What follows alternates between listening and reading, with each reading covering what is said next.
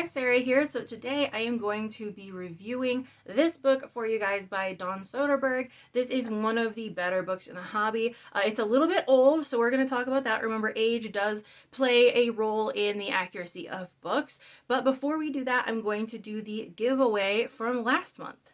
I have my names and a hat here, so I'm going to pull one out. And we have Olivia Barron. So Olivia, if you would like to email me at sarahssnakeshop@gmail.com, I'll put that in the description. With your mailing address, I will send this book to you free of charge as long as you're in the US. If you're outside the US, you may just have to pay for shipping, but trust me, this is an amazing little book, and I absolutely love it. And I believe that last month also, Matthew passed up on this amazing gem, so you will also be getting this one. Any books that are passed up are just passed on to the next person, so you will get 2 books for the price of 1, which is still free.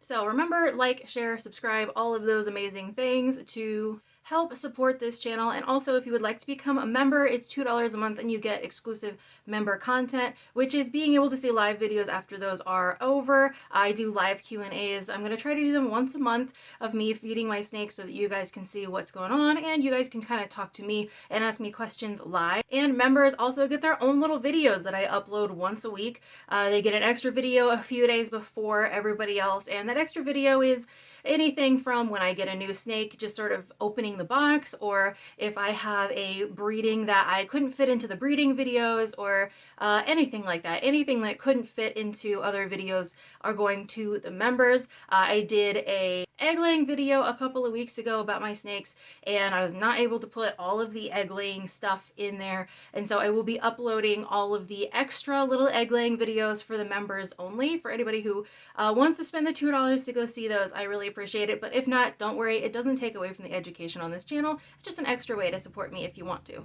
I also want to take a minute to thank all of our current members: Jelly Dots, Melissa, Raul, Black Tongue, Amy, Bridget, William, Robert, Other Amy, and April. You guys have been all amazing. Most of these names have been on here for a very long time.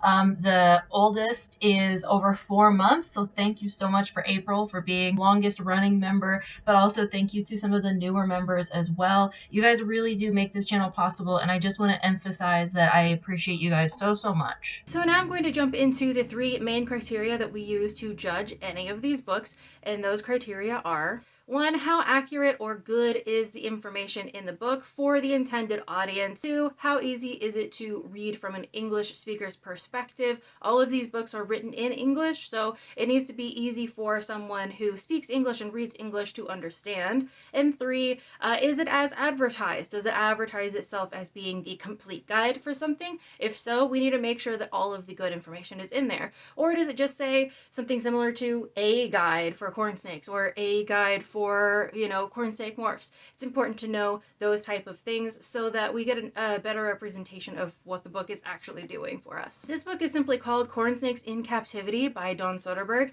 and spoiler alert, I do think this is a really good book. I think he put a lot of effort into it. I think it's pretty easy to understand. So I'm going to go point by point through our criteria and then go through some of the highlights that I have in this book. Remember, if you want to win this book, just leave a comment on this video and your name will be entered into the hat to be pulled next month. So in the how good / how accurate is the information, this book is definitely going to get a 9 out of 10. There's barely anything in this book that I have any issues with at all. I do think that Don has years and years of experience, and I think that he's a really great resource, and I'm really happy that he was able to write a book at some point because it really has a lot of good information for anyone from beginner all the way up to even a seasoned person in corn snakes. I do think that if you have been raising corn snakes for a long time successfully, you're not going to find it quite as helpful, but especially if you are within the first few years of having corn snakes, this will be helpful for you. I do think that there's really good information in here. It's not very complete anymore. There's some things that are missing, some things that are a little bit different now, but do keep in mind this book is from 2006, so it's a pretty old book. It's not new by any means, and so there's going to be some outdated information. That's just the way it is, but overall, still with this book's age, I give it a 9 out of 10. Number two is, how easy is it to read from an English speaker's perspective? And I would give it an 8 out of 10 in this. I do think that it's relatively easy. It's very dense. I think that's the only issue that I have with it. Unlike the last book that could be sat down and read very quickly and very easily, it is a little bit more dense. It's going to take a little bit more time to get through it. And I think that there's a lot more in here that does not necessarily need to be in here.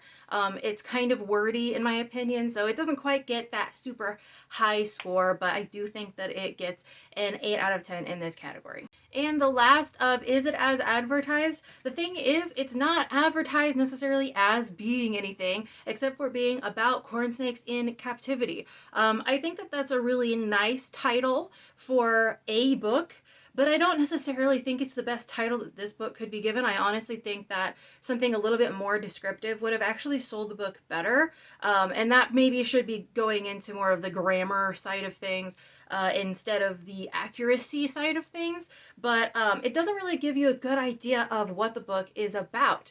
And even if you read the back, it doesn't really give that good of an idea of what the book is about. It just says that it's about Dawn of South Mountain Reptiles who just had corn snakes and wrote a book. I do feel like even something in the book could have definitely advertised this book better than it was advertised. So I would say it is better than advertised, but also at the same time, because it is not exactly, it is how it's advertised, but it's also not as it's advertised. I'm going to give this a 7 out of 10 in that category, just because its advertising is almost bad for it. It needs something a little bit better to accurately depict what is in the book, because it's kind of hard to tell just by glancing at this book what you're gonna get. And like I said, if you read the back, it pretty much just says that it's about Don of SMR.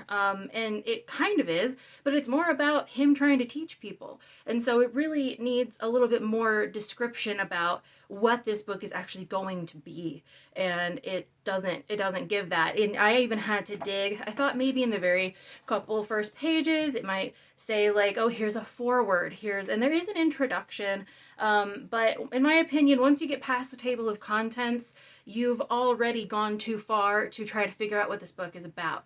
I think that if you have something on the back that's a little bit more descriptive, that would be better, so that people can actually say, oh, this is supposed to be an educational corn snake book, not just maybe a color guide or something. So I'm going to give it a 7 out of 10 just because I do think that they could have done better making this book seem more appealing than it is, because right now it just seems like it's about a guy who has reptiles and not actually about how to care for them or anything like that. And it does cover a lot of good stuff, which is what I want to get into next. However, I'm going to go ahead and give the average. We have a 9, an 8, and a 7, and that obviously averages out to be 8. So this book gets an 8 out of 10. Still amazing book. I don't have too many issues with what's in the book itself. So 8 out of 10, good score, recommend. Now I'm just going to go through a few things in the book here and there that I highlighted as being positive and or negative. There's not too much negative, so I'm just going to kind of go through and point out some things that it goes over. It starts out talking about how to choose your corn snake, which I think is really a good place to start. There's not too many books that really give you a good idea of what you need to look for when you're buying your first corn snake. And similar to Kathy and Bill Love's book, this does go over a good and bad thing to look out for when you are purchasing corn snakes. And I think that that's a good thing to tell people, especially beginners. The housing section also very beginner focused, which is another reason I think that this book, in my opinion, does not get more than an 8 out of 10, because there is some very deep and dense information in this book, and the way that it is written is also very dense, but a lot of times beginners in the hobby don't want something that's really, really dense. So even though, yes, there's a lot of good information, I do think that this book is aimed for beginners or people who are sort of earlier on in their corn snake hobby or corn snake owning journey, and they typically don't want to sit and read something this dense. It's still got great information. I still highly recommend it, and if you enjoy reading and you want to learn and you enjoy dense information and dense books, then this is definitely the one for you. So they go over the specifics of housing, what you can and cannot do, what you should and should not have. I think that this is really great. It kind of shows both simple setups and complex setups for hatchlings and adults. I think that that's really great. It also gives a good idea of what you would do as a breeder if you have something that's a larger scale. It shows racks and things like that. I think that that's really nice to kind of show the contrast between what you might have for a pet versus what you might have for a breeder. I also really like in here how they talk about people getting bulk rodents. We've kind of talked about that a little bit in a couple of other books, but there is kind of a whole section in here on how to buy bulk rodents and where you can buy them, and how that there's different options for bulk rodents.